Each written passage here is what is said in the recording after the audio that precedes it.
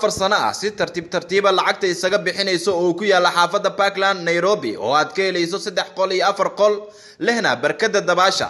shirkadda iibinta guryaha ee Khaliif Modern Homes ayaa ka bilowday Nairobi iibinta guryo tayadoodu sareyso loona qaabeeyay naqshadihii ugu dambeeyay ee guryaha caalamka. waxay kugu soo dhaweynayaan gacmo furan iyo qiimo macquul ah.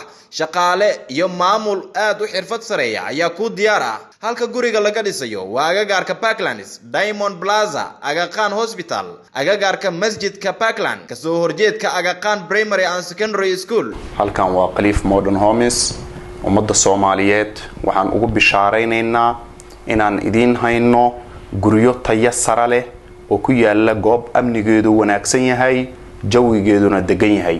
waxay ku yaaleen guryahaas ama aan ka dhisaynaa wadanka Kenya, Nairobi, gaar ahaan xaafadda Parklands. waxaan ilaahay ku soo dhawaada gacmo furan. xafiiska Khaliif Modern Homes waxa uu ku yaalaa Nairobi xaafadda Westland, gaar ahaan wadada Mithusi dhismaha Citadel. wixii faahfaahin ah oo intaasi dheer kala xiriir nambarada shaashada ku qoran.